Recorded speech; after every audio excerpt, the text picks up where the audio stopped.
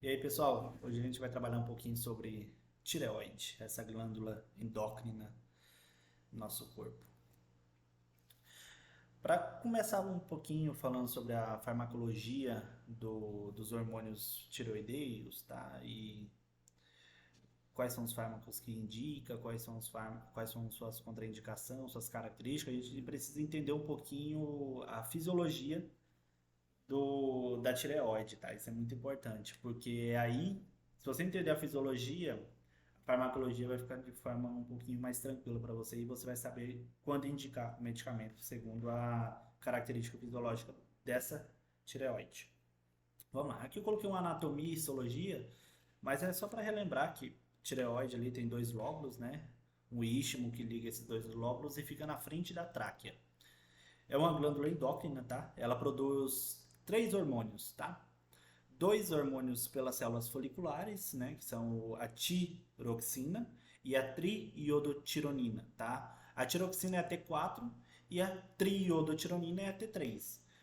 As células parafoliculares, que são essas células que ficam ao redor do folículo, né, onde apresenta o colóide as células foliculares, a gente tem a presença das células parafoliculares.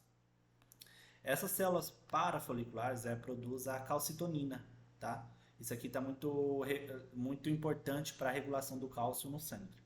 Mas hoje a gente vai dar mais ênfase na T4 e na T3. Tudo bem? Vamos lá. Antes da gente começar na parte do metabolismo, da formação da T3 e da T4, vamos abordar como essa tireoide ela é estimulada. A nível do hipotálamo, nós temos um hormônio chamado hormônio liberador de tireotrofina, conhecido como TRH. Esse TRH ele tem a principal função de estimular a adenophyse, tá? Então a parte anterior da hipófise ela tem um outro hormônio que secreta, que é chamada de TSH. Então a TRH estimula a adenohipófise para secretar TSH. A TSH tem um papel muito importante na estimulação da produção e na secreção, né, na liberação de T3 e T4 para a corrente sanguínea, tá bom? Então esse é conhecido como eixo hipotálamo, hipófise e tireoide. É onde o hipotálamo estimula a adenohipófise e a adenohipófise produzindo a TSH estimula a parte da tireoide. Isso acontece de forma constante. Só que para ter um feedback negativo, porque não pode ficar secretando a todo momento, senão vai entrar num processo de patologia, tá? Conhecido ou como hipertiroidismo ou como hipotiroidismo, nós temos o feedback negativo. Esse feedback negativo é dado pelos hormônios T3 e T4, aonde eles inibem quanto a adenohipófise, inibindo, melhor dizendo, né? Inibindo a TSH, ou a T3 e a T4 inibe a produção da TRH a nível do hipotálamo, tá bom? Então, tem o feedback negativo para o excesso de hormônio, inibe o principal estimulante, ou TRH ou TSH na adenohipófise. Tudo bem? A partir daí, a glândula tireoideia vai produzir o T3 e T4. E o T3 vai ser liberado em sangue, tá? Na corrente sanguínea. E lembrar, o T4 ele sempre vai virar T3 na célula, tá? Então aqui nós temos T3 e T4 dentro da corrente sanguínea. O T4 ele vai ser transportado para dentro da célula. O T4 dentro da célula ela vai ser convertido em T3, porque o T3 é a forma ativa do hormônio, tá? Então o T3 ele é ativo, ele é o que faz o efeito esperado, tá? Que é ativar alguma coisa, algum metabolismo dentro da célula, tá? Principalmente no núcleo. Os hormônios tireoideus trabalham principalmente dentro do núcleo da célula, tá bom? Então o T3 é a forma ativa.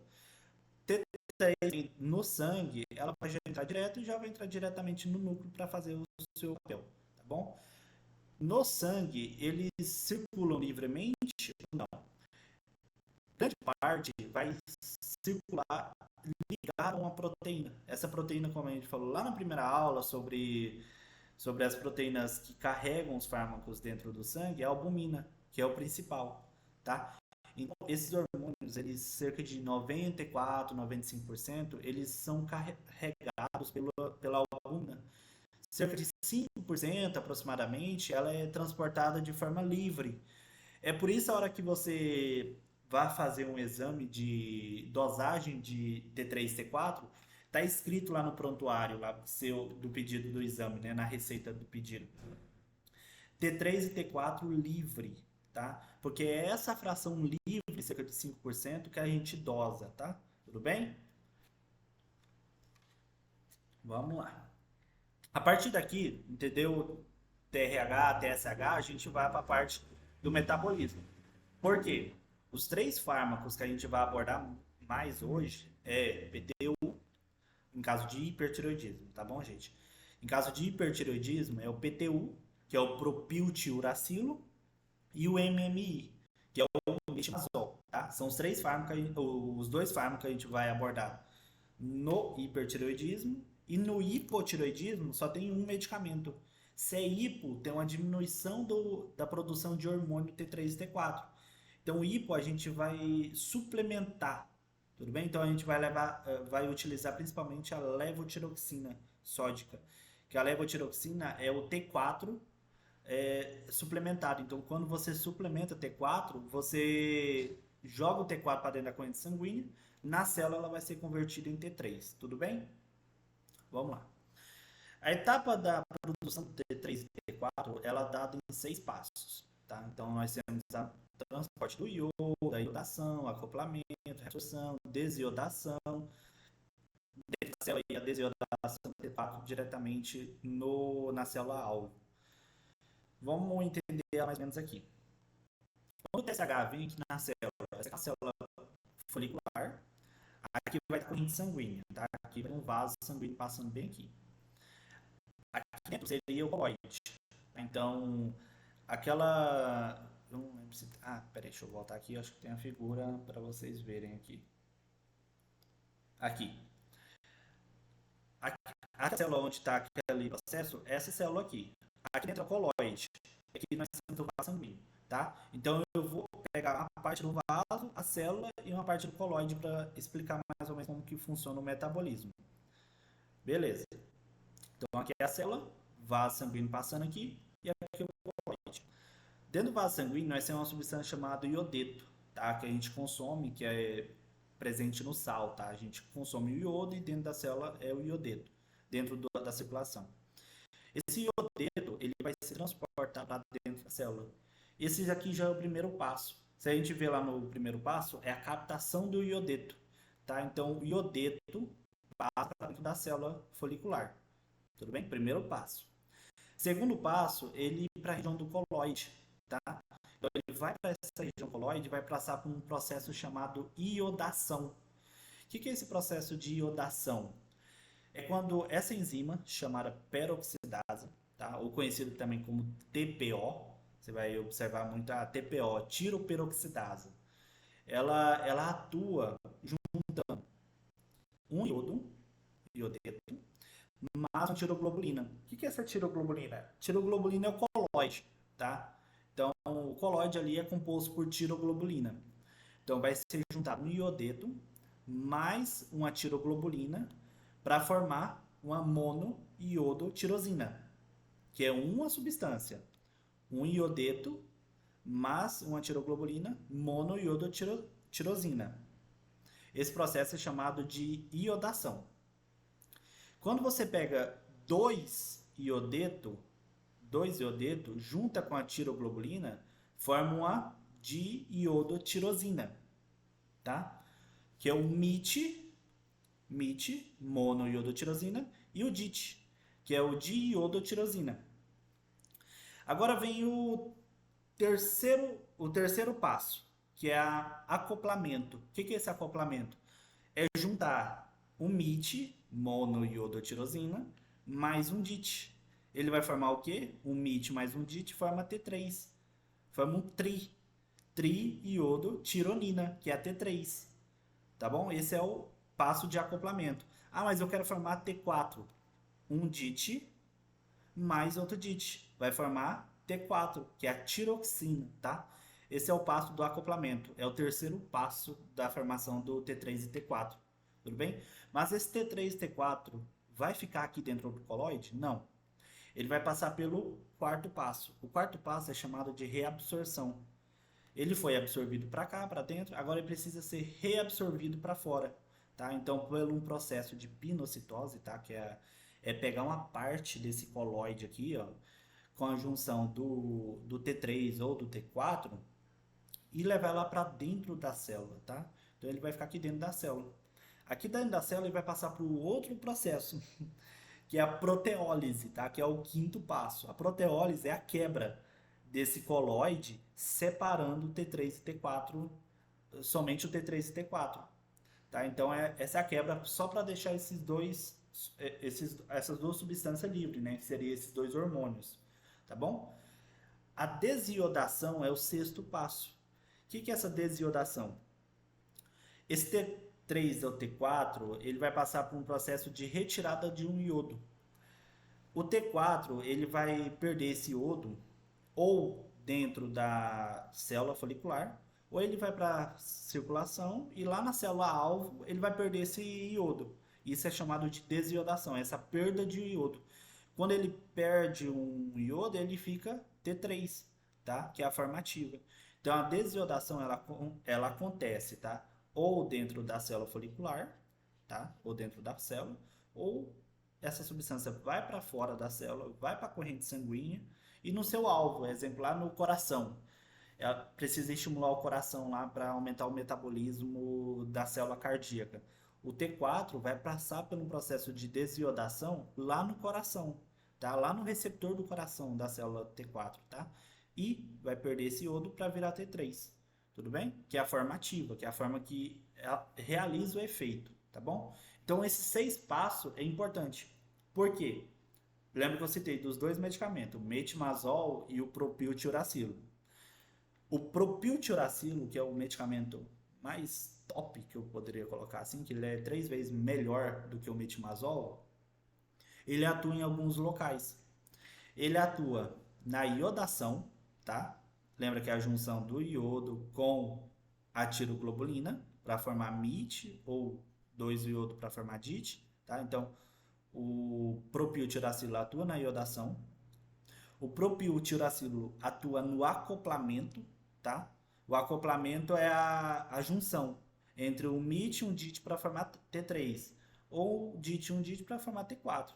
Tá? Então ele atua na iodação, atua no acoplamento e atua na desiodação, tá? Que é na retirada do iodo lá na célula, diretamente.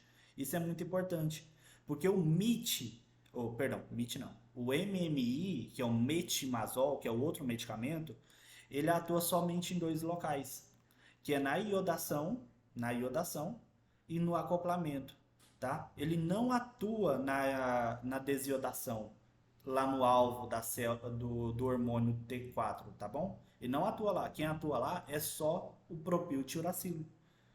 Por isso, quando você quiser, dependendo da clínica do paciente, você quer resolver esse processo de aumento de T3 e T4, você utiliza um medicamento de rápido efeito. Por quê? O propiltiuracilo já vai agir diretamente lá no, seria entre o T4 e o receptor, já vai agir diretamente lá.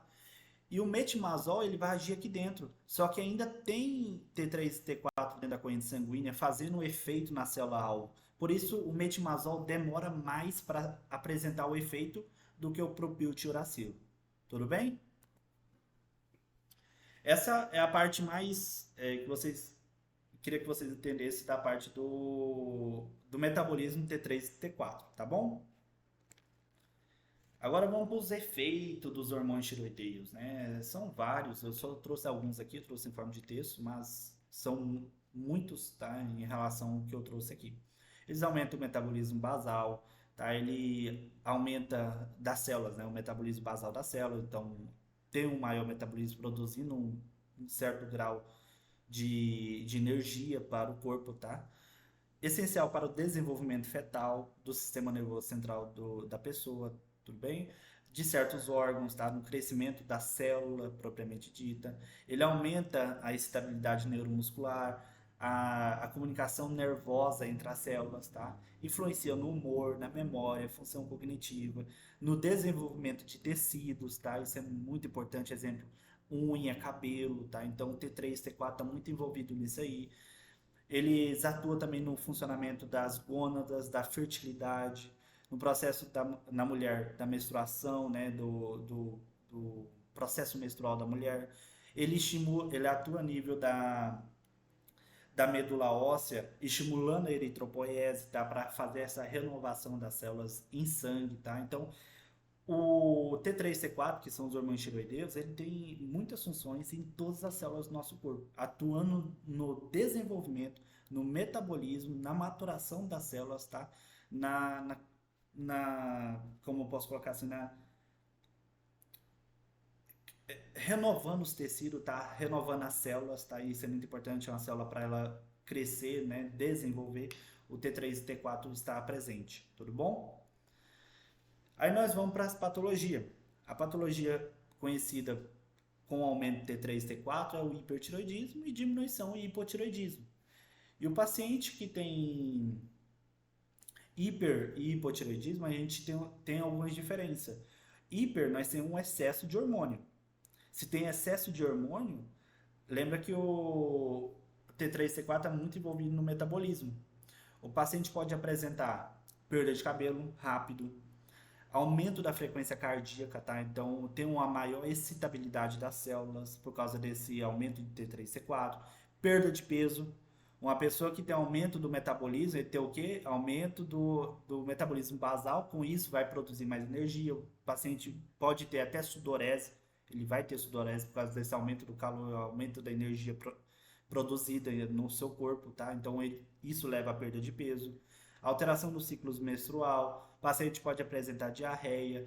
Uma coisa muito importante é o bócio. O bócio é aumento do pescoço, tá? Formando uma massa a nível do pescoço. Isso é muito importante para diferenciar o bócio do hiper e do hipo. O hiper, muitas vezes ele pode apresentar nódulos, tá? Que são duros. E o hipo, o bócio dele é um bócio mais brando, né? É um bócio com a composição de gordura, tá? Isso é a diferença de um bócio do hiper para o hipo. O paciente com hipertiroidismo, ele tem uma intolerância maior ao calor por causa dessa energia esse metabolismo aumentado do paciente, ele aumenta a produção de calor, então ele tem uma maior sensibilidade ao calor externo, tá bom? Ao contrário do hipo. O hipo, como ele tem uma diminuição do T3 e T4, ele vai ter uma diminuição do metabolismo basal, tá? Então o paciente ele tende a ganhar gordura, tá? Então ele tem um aumento de peso. Lembra que o outro ele aumenta a frequência cardíaca, o hiper, por causa desse aumento de T3 e T4? Aqui é o contrário, aqui ele vai diminuir a frequência cardíaca desse paciente. Então ele pode ter uma bradicardia. O paciente vai ter um rosto mais inchado por causa esse ganho de peso, acaba tendo uma maior acúmulo de gordura em certas regiões, tá? Cabelo seco, quebradiço, unha seca, quebradiça, tá? Hipertiroidismo, o paciente apresentava diarreia, que é um aumento do peristaltismo, né? Aqui ele pode apresentar constipação, tá? Alteração do ciclo menstrual também nas mulheres, tá? Então, essas pequenas diferenças a gente tem que saber ver na clínica. Porque a partir da clínica do paciente, a gente vai buscar no laboratório um achado específico. Exemplo, como eu falei no começo, o que você pede para o paciente como laboratório é T3 e T4 livre, tá? E TSH, porque TSH é o que estimula a produção de hormônio tireoideu. Então, quando você vai fazer a dosagem, você deve observar TSH aumentado, opa, tem um aumento de estimulação da tireoide. Só que o T4 está baixo, então a tireoide está hipofuncional. Então o paciente apresenta um hipotireoidismo, tá? Que é primário, porque é diretamente na tireoide. Isso a gente vê muito em fisiopatologia, porque hipotireoidismo primário, secundário e terciário tem a ver com a localização. Se é primário, é a nível da tireoide. Se é secundário, é a nível do da hipófise. Se é terciário, a nível do hipotálamo, tá? A mesma coisa para o hiper. Só que aqui eu vou trabalhar mais com o primário, que é diretamente na tireoide. Então, TSH aumentado, opa, tem uma hiperestimulação da hipófise, só que T4 está baixo. Então, tem uma hipofuncionabilidade da tireoide. Tá? Então, o paciente pode tá apresentando um hipotireoidismo primário, que é a famosa tireoidite de Hashimoto, tá? Que é a doença mais conhecida como diminuição do T3 e T4 a nível da tireoide. E no hipertireoidismo? O hipertireoidismo vai ser ao contrário. O TSH vai estar baixo, porque ele não precisa estimular, porque T3 e T4 está muito aumentado. Lembra lá da retroalimentação? Excesso de T3 e T4 diminui TSH, tá? Isso é muito importante, porque TSH baixo e T3 e T4 elevado, nós temos uma glândula tireoide hiperfuncional, tá? Então o paciente está apresentando um hipertireoidismo primário, tá? A doença mais conhecida, né, que é a doença de Graves-Basedol, tá? Então é isso. A gente deve dosar TSH e T4 livre, né? E se disponível T3, né? Porque é um pouquinho mais caro, mas serve para excluir em diagnóstico diferencial, principalmente no subclínico. Mas TSH aumentado, T4 diminuído e hipotiroidismo. TSH baixo, T4 aumentado e hipertireoidismo, tá bom? Isso indica para o nosso tratamento. Porque em caso de hipotiroidismo, nós temos a diminuição de T4. Então nós temos que fazer o quê? Uma suplementação de T4. Porque se você suplementa T4, a hora que T4 estiver na circulação sanguínea e ele for entrar em contato com a célula alvo, ele vai virar T3, porque T3 é a forma ativa. Tudo bom? E quais são as principais indicações terapêuticas da levotiroxina sódica, né, que é o principal medicamento? Ele tem como nome comercial Puran. Não sei se você já ouviu falar de algum parente, alguém que utiliza o Puran. Puran é a levotiroxina sódica. As indicações é o hipotiroidismo, né? A tiroidite de Hashimoto, mais conhecida como uma doença autoimune que atinge a tireoide diminuindo o nível de produção de T4, tá bom? Qual é o porém aqui da levotiroxina sódica? É que você deve saber a dosagem para esse paciente. Porque em baixa dosagem o paciente não vai apresentar melhora. Então ele não vai melhorar. Em alta dosagem de levotiroxina, você vai simular um hipertiroidismo, tá? Então isso é muito importante para as reações adversas, tá? Porque se você tiver um aumento de T4 no sangue, ele vai virar mais T3, né? E vai estimular a célula. Isso vai simular um hipertiroidismo. O paciente pode apresentar o quê? Taquicardia, o paciente pode apresentar nervosismo, emagrecimento rápido, insônia, que são toda a sintomatologia do hipertireoidismo. Agora, se você não soube dosar certinho quanto o paciente deve usar de levotiroxina, baixo nível, só que ele está com a produção muito.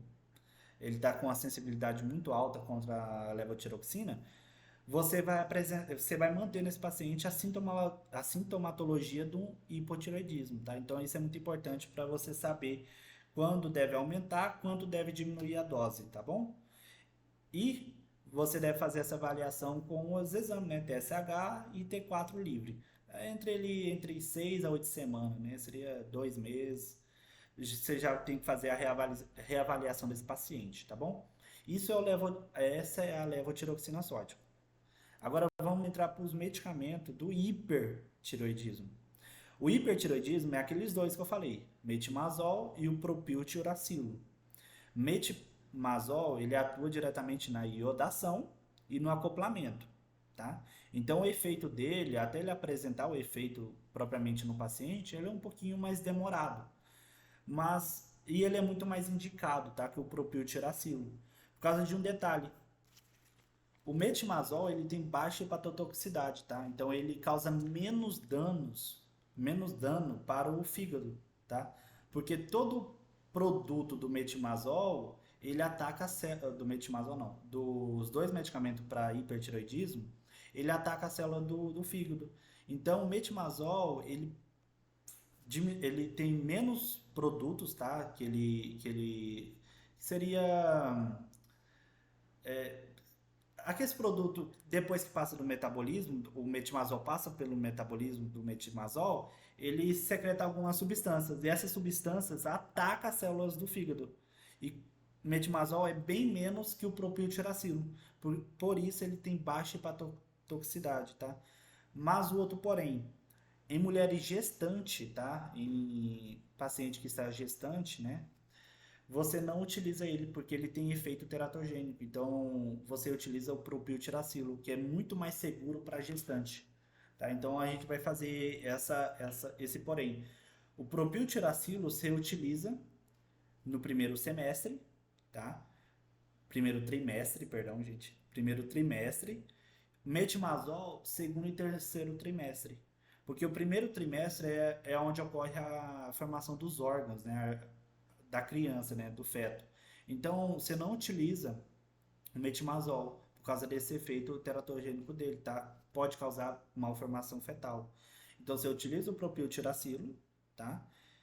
Que tem alta toxicidade para o fígado, tá? Isso é muito importante. E depois você já troca para o metimazol, que tem baixa hepatotoxicidade, tá bom? Indicações terapêuticas, né? Hipertiroidismo, tirotoxicose, e paciente que vai realizar a retirada parcial ou total da tireoide, né, para tratamento definitivo, você faz o controle com metimazol 6 meses antes, tá bom? Vantagens: dose única, efeitos colaterais são dose dependente, mesma coisa do propiltiracilo, mesma coisa da levotiroxina sódica, tá? Porque se você tem altas dosagens, você simula um hipo. E se você tem baixa dosagem, essa sintomatologia de hipertiroidismo não vai melhorar. Mesma coisa do levotiroxina, tá? Reações adversas. Ele inibe a mielopoiese, tá? É bem raro, mas inibe essa mielopoiese, que é a formação das células do sangue, tá? Então, ele pode causar uma granulocitose, isso é muito importante. É porque ele diminui o metabolismo do T3-T4, acaba diminuindo essa proliferação das células da hematopoiese, tá? E menor importância, exantema, urticária, náusea, vômito, artrite, parestesia, tá? Mas o metimazol, eu queria que vocês pegassem isso. Baixa hepatotoxicidade, pode causar malformação fetal no primeiro semestre, tá? No primeiro trimestre da gestação, e você utiliza ele, só que ele demora um pouquinho mais para fazer o efeito por causa da ação dele diretamente na iodação e no acoplamento, tá? O propiltiracilo, ele atua na iodação, no acoplamento e na desiodação. Então ele atua lá onde T3 e T4 liga para fazer para entrar dentro da célula, tá? Então o paciente que tem eles falam tempestade de hormônios tireoideus, né, que é a liberação excessiva de hormônios causando uma tireotoxicose nesse paciente, a propiltiracilo é muito mais indicada. Ela é a primeira linha para o tratamento e tratamento do hipertireoidismo. Qual a diferença do propiltiracilo para o metimazol? Hepatotoxicidade elevada, tá bom? Então ele é muito hepatotóxico e referente ao metimazol. Só que ele se utiliza para primeiro trimestre da gestação, tá? Porque ele não tem efeito teratogênico no feto, tá bom? Então ele não causa malformação fetal. Alta hepatotoxicidade pode causar vasculite, e em caso de hipersensibilidade, você deve utilizar o metimazol. Por isso ele é muito mais indicado, porque o propiltiracilo causa mais sensibilidade, tá? Imediata, referente ao medicamento. Mas essa é a diferença. Metimazol para o propiltiracilo. Essa terapia adjuvante, né, que seria uma terapia complementar, é para o hipertiroidismo. O paciente que tem hipertiroidismo, ele tem aumento da frequência cardíaca. E o medicamento mais utilizado é o metimazol. Só que até fazer o efeito, o paciente vai ter aumento da frequência, vai ter aumento da pressão arterial. Então, essas terapias que complementar enquanto os medicamentos não estiver fazendo efeito, não ter uma melhora na sintomatologia clínica do paciente, você adicionar ele. Em casa é um beta-bloqueador, tá? Então, para diminuir a frequência cardíaca e diminuir a pressão desse paciente, você pode indicar um beta-bloqueador para ele, né? O mais utilizado, o atenolol ou o propanolol. E lembrar lá das diferenças, né? Do beta 1, beta 2, avaliar se ele tem asma, avaliar se ele não é paciente asmático, tá? Mas quando o hipertiroidismo controlar novamente, você pode retirar esses medicamentos que são para tratar a sintomatologia à parte, que seria, por exemplo, um paciente com hipertensão por causa do hipertiroidismo, tá bom? Dessa parte é isso. Hipertiroidismo e hipotiroidismo é bem direto. É só esses três medicamentos, levotiroxina e o metimazol mais o propiltiracilo.